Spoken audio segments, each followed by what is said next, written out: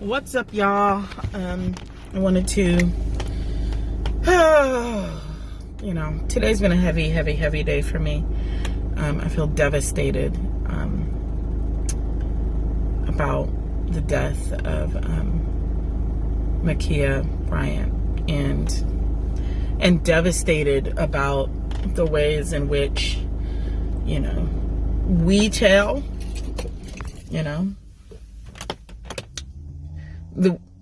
we black folks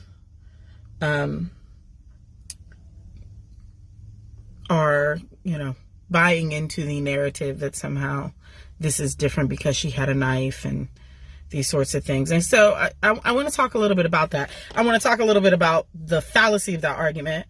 And then I want to talk a little bit about why we buy that argument. And this is true for black people about why we buy that argument. For white people, it's a different reason for, and then, for other POC, I think it depends on, where it is that they are navigating their own sort of internalized white supremacist delusion, right? Here's the deal. For a significant portion of my life, I worked with youth in group homes. I worked with youth in locked facilities. I worked with youth in therapeutic wilderness programs. I have had all manner of youth fighting, youth pulling knives on each other. I've had, when I worked at camp, the kids stole axes. Like, when I worked at camp, the kids had saws and hammers and axes, right? And it threatened, right? Threatened each other, threatened to beat each other with logs, threatened to do the things that children, particularly troubled children who are navigating emotional and mental trauma, abuse, often show up and act out in, right? So that's not actually unusual. It's not shocking. Like, there's a way in which we have really allowed the criminalization of black bodies and the adultification of black bodies to have us manage black bodies, the bodies of black children, to manage the bodies of black children with the lens of adulthood. And this started in the 80s with zero tolerance policies, where we were suspending black kids for taking butter knives to school in their lunch. So get into it, the 80s and 90s, when these zero tolerance policies began in schools, which again was these are one of the institutional ways in which we slide in, the carceral state on the lives of black children. Right? And so what ended up happening is that we criminalized child behavior, and we criminalized child behavior when the child behavior was just child behavior. And then we super criminalized child behavior when the child behavior was coming from children who had particular mental health challenges or trauma or other particular issues that they were navigating, right? Now, somehow, in the many years that I spent working in facilities with kids with behavioral and emotional challenges who fought, who threatened to harm themselves, to harm others, etc., we never, ever shot anybody. You didn't even have the option to shoot anybody. It was never even an option. You learned how to de-escalate behaviors. So there is no excuse is what I'm offering. There's zero excuse. There is zero excuse to shoot a child 4 times in the chest. And part of the reason that we think that there's part of the reason, the logic behind a police officer shooting a child 4 times in the chest is that it's not a child to them. They're all black bodies. And specifically black bodies coded in certain ways. She was a fat black girl. So immediately she was a big black woman. Right? A big black woman with a weapon. In the imagination of the police state. No different than Mike Brown. No different than Eric Garner. No different than George Floyd. Because we already know that it doesn't even take you to be that big for the police to decide to shoot you. Tamir Rice was small. Adam Toledo was small. Right? But the justification inside of the violent white supremacist delusional imagination of the police state is that the black body is danger, right? The black body is already a danger. The black body is already disposable, and the larger the body is, the more dangerous and the more disposable we need to render it.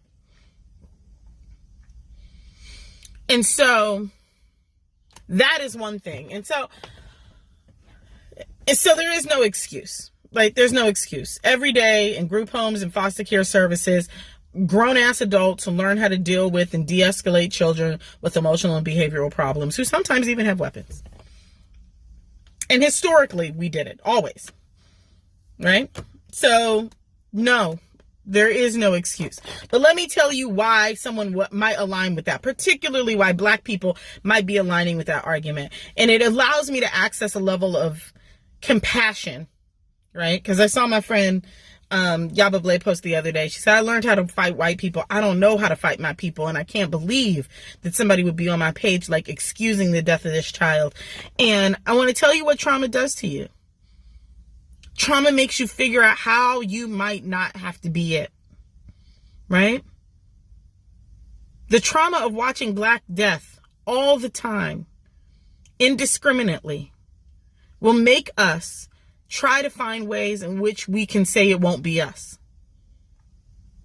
Otherwise, we'll be living in constant fear, constant activation, constant cortisol surges all the time, which we already are, right?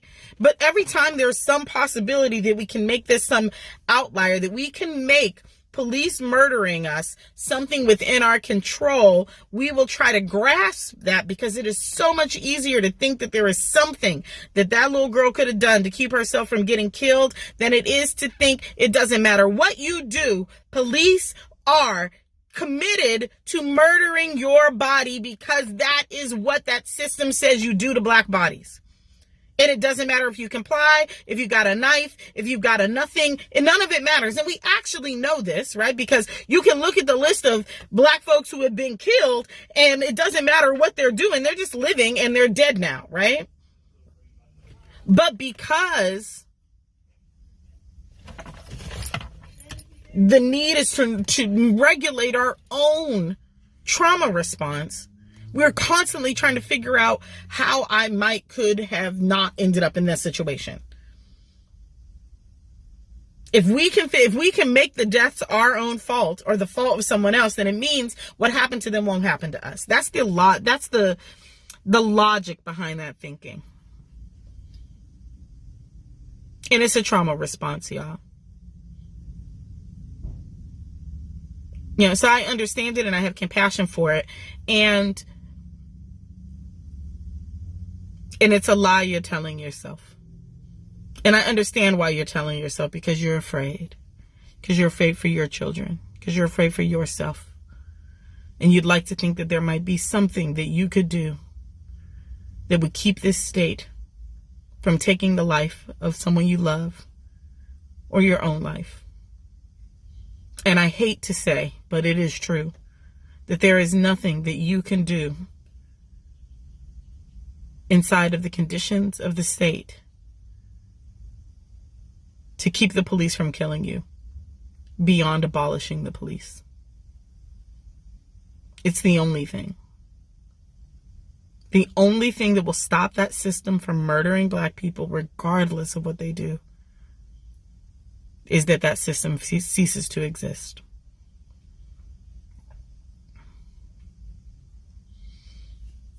So if you can access that in you when you hear it, and if you can access the honesty in yourself when that response comes up, well, she had a knife. I'm like, my aunt pulled a knife on me as a child.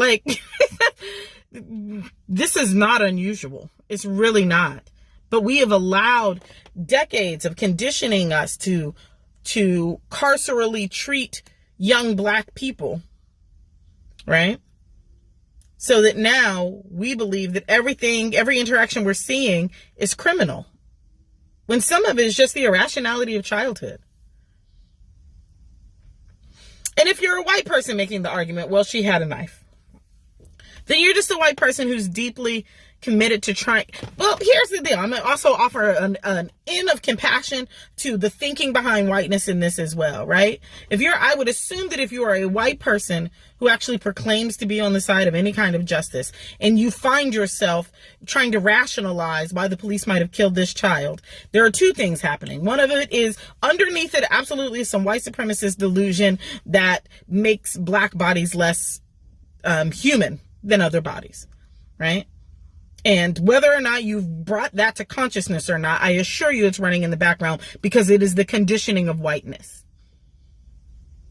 But the other part of it is, right, is still, again, the desire not to align to that which is the most terrifying outcome, right? Or the most terrifying possibility. Because if the most terrifying possibility is that whiteness will just continue to murder black people because that is the only way in which whiteness knows how to exist, right? And you feel impotent around that.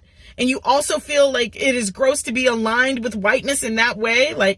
So instead of dealing with the discomfort of that, you make an excuse for why this could have been resolved had she done something different. And what I would offer to you is be in the discomfort of, yes, this is indeed whiteness and the structures that whiteness has built and what it will continue to do to black bodies. And then align yourself to the movement and work of abolition. If you are still telling yourself that we need police, you are on the side of the fucking enemy at this point.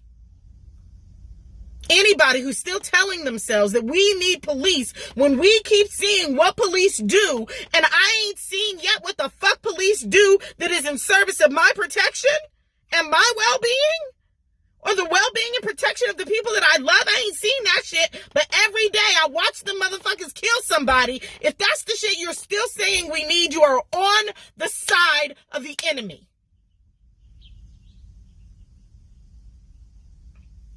Stop. You don't have to imagine something new because other people have already been doing that work. Align yourself with them. Nobody's asking you to figure out what we do without police. We're already working on that. Find the people who are working on that and align yourself with them. This has got to stop. Take care of black people this week. If you're a black person, take care of black people this week. If you're a white person, a person of color, a non-black POC, figure out how you can offer care and love to this incessant trauma we are experiencing. All right. Bye, y'all.